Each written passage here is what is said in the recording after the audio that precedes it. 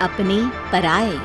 घर की लड़ाइयाँ कितनी भी हो, लेकिन ये भी सच है कि किसी पर कोई आपत्ति हो तो अपना ही परिवार साथ देता है। भैया, मेरे पीछे पुलिस लगी है, प्लीज मुझे बचा लो। रवि और राज दो भाई, लेकिन दोनों में कभी नहीं पटी। अरे क्या हुआ छोटे, क्या कर दिया तूने? अरे कुछ नहीं भैया, मेरा दोस्त है ना राजू, वो मुझे लेकर बैंक गया था। मुझे नहीं पता भैया कि वो वहाँ बैंक लूटने जा रहा है। मैं उसके साथ बैंक में घुसते ही सीसीटीवी कैमरे में दिख गया हूँ। अब पुलिस मुझे ढूंढ रही है भैया, मुझे बचा लो। राज कुछ सोचता है, फिर कहता है, ओके, तुम यहीं रुको, मेरा एक दोस्त पुलिस में है, मैं बात करता हूँ। तभी वहाँ रवि की बीवी राज की बीवी के साथ आ जाती है।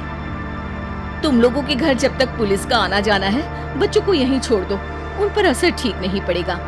तभी वहाँ पुलिस आ जाती है। चलो चलो, कौन है रवि, थाने चलो। मैंने कुछ नहीं किया, मुझे कुछ नहीं पता। अरे वो तो पुलिस स्टेशन चलकर ही पता चलेगा कि कुछ पता है कि नहीं। चलो। कहानी का फ्लैशबैक। भैया, मुझे मेरे मकान में हक चाहिए ही चाहिए। अरे लेकिन छोटे, अभी मेरे बच्चों पर काफी खर्चा है, तेरी भाभी की भी तबीयत ठीक नहीं रहती, बजट बिल्कुल नहीं है कि मैं अलग होकर रहूं। देख लो भैया, 1 महीना है तुम्हारे पास, जल्दी से घर खाली कर दो। अरे कैसी बात कर रहे हैं भैया, मेरे शरीर में अभी इतनी हिम्मत भी नहीं कि घर को खाली करे। तो क्यों अपना पोषण बेचा भाभी? अरे तुम तो जानती हो, पिताजी की बीमारी के कारण उन्हें हमारी जरूरत थी, कैसे आते पैसे। ससुर जी तो बूढ़े थे भाभी, उनकी बीमारी में भी पैसे लगाना कौन सा अकल का काम था? तो क्या पिताजी को मैं मरने के लिए छोड़ देता?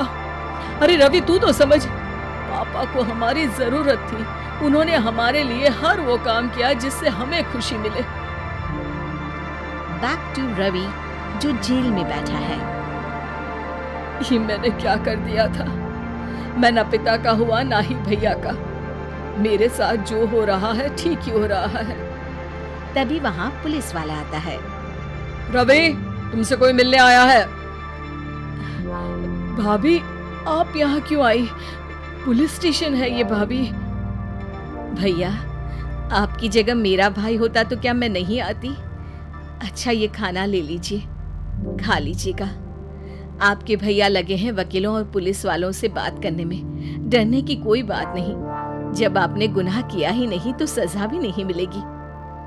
रवि भाभी को देखकर रोने लगता है। घर में साक्षी चुपचाप बैठी होती है कि तभी सोनम कहती है, अरे साक्षी, क्या हुआ?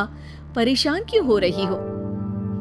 भाभी, अभी अभी पुलिस स्टेशन से खबर आई है, इन्हें बड़े जेल में शिफ्ट किया जा रहा है। मैं क्या करूंगी भाभी?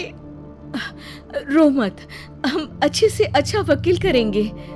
लेकिन उसमें तो बड़े पैसे लगेंगे दीदी, हम इतना पैसा कहाँ से लाएंगे? अरे क्यों, ये मकान है ना, और मेरे कुछ गहने भी हैं। साक्षी की आंखों में पानी आ जाता है।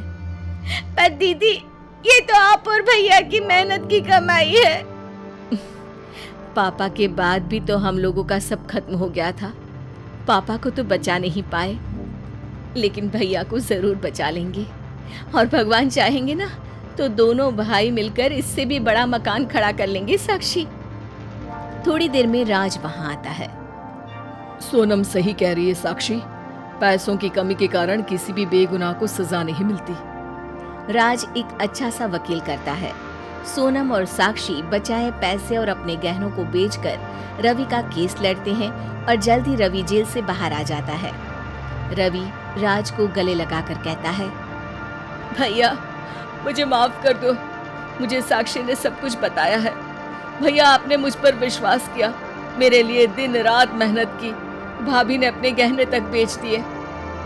भैया, आपने तो पापा के लिए भी पैसे नहीं देखे, लेकिन मैं बहुत ही सेल्फिश निकला। भैया, एक आखिरी बार मुझे माफ कर दो, मैं शर्मिंदा हूँ। अरे भाई, अपने तो अपने ही होते हैं, पापा ने हमारे लिए क्या नहीं किया ये तुम्हें बताने की जरूरत नहीं है मुझे। और फिर तू तो मेरा भाई है, पैसे से बढ़कर रिश्ते होते हैं भाई।